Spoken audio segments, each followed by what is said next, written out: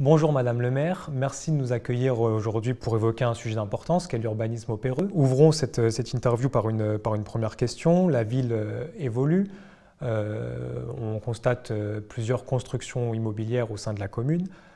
Comment vous l'expliquez ? Donc merci de poser cette question d'importance. Effectivement, il y a une demande et il y a un besoin de construction de logements dans les métropoles, en région Île-de-France et au niveau de la Petite Couronne. Mais pour que vous preniez bien conscience, je voudrais vous donner quelques chiffres. Jusqu'à la mise en place du plan local d'urbanisme, il y avait des règles qui étaient plus protectrices pour les communes et au Péreux, on construisait à peu près 150 logements nouveaux par an. 30% de logements sociaux, une cinquantaine, et 100% de logements privés. À partir du moment où les plans locaux d'urbanisme ont été appliqués, en l'espace de 6 mois, on a eu plus de 1500 logements qui ont été déposés. Donc inacceptable. À ce moment-là, moi, j'ai dit stop. Mais ce qu'il faut bien comprendre, c'est que nous ne sommes pas contre les logements sociaux, contre la mixité sociale qui est absolument indispensable dans nos communes.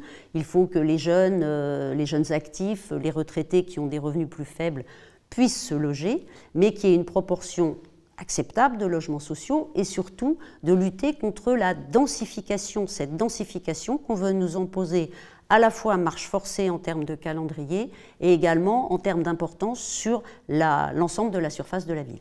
La ville avait dit stop, c'était en 2017. Depuis 5 ans se sont écoulés. Que s'est-il passé durant ces 5 années ?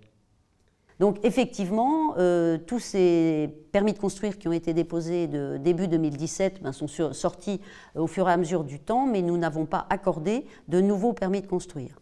Là-dessus, donc, l'État a des objectifs, impose des objectifs aux communes et nous avons réalisé avec ces logements sociaux qui étaient sortis plus de 80% de l'objectif que l'État nous avait imposé.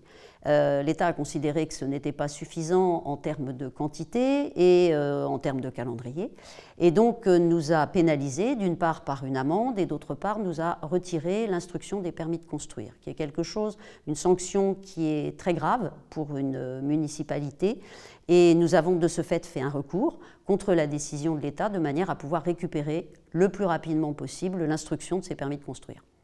Concrètement, qu'est-ce que ça veut dire ? Eh bien, concrètement, quand un promoteur dépose un permis de construire, c'est la préfecture qui signe, et c'est plus le maire. Et donc, face à ça, aujourd'hui, qu'est-ce que la ville peut faire pour protéger son environnement et son cadre de vie privilégié ? Alors déjà, on l'avait évoqué quand on a construit le plan local d'urbanisme, notre PLU, puisqu'on a 60% de la surface de la ville qui est en zone pavillonnaire. Et puis, donc, ce PLU, il évolue comme tous les PLU, nous l'avons déjà modifié 2 fois. De manière à protéger un maximum de pavillons de patrimoine bâti, protéger des arbres, protéger des fonds de parcelles, augmenter les surfaces de pleine terre, tout ça, ce qui permet de limiter la constructibilité. C'est-à-dire que si un promoteur achète un morceau de terrain et que vous avez un arbre protégé sur le morceau de terrain, eh bien, il ne peut pas construire.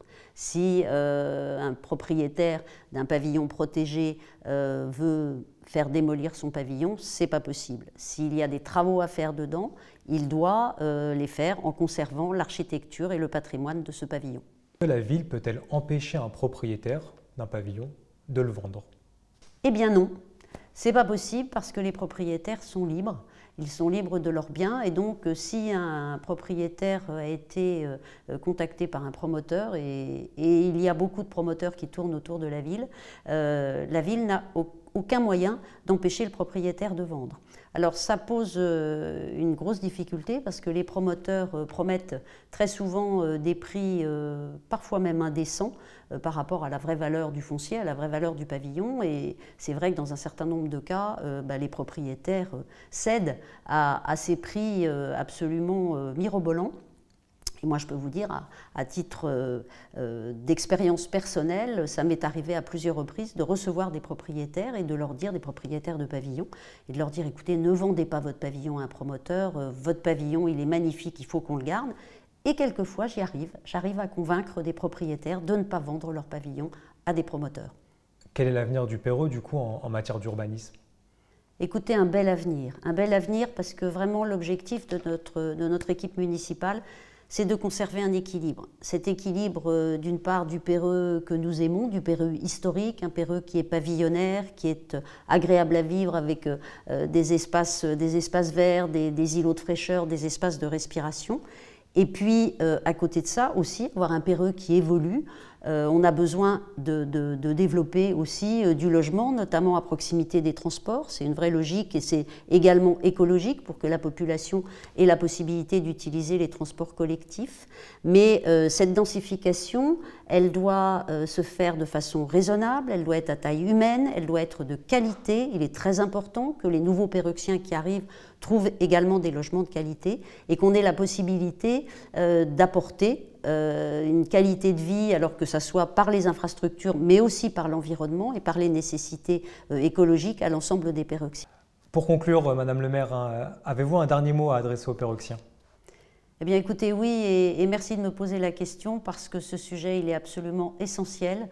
C'est un sujet qui, d'un certain sens, est technique, mais aussi très humain et préoccupe beaucoup les Péruxiens car ils m'abordent régulièrement pour que nous en parlions. Alors déjà, que les Péruxiens sachent que je suis complètement à leur disposition pour en parler et puis que toute mon équipe et moi-même, on est pleinement mobilisés pour protéger notre Péreux, pour préserver sa qualité de vie qui est essentielle, mais aussi pour continuer à l'embellir et à le faire évoluer. Merci Madame le maire. Merci à vous.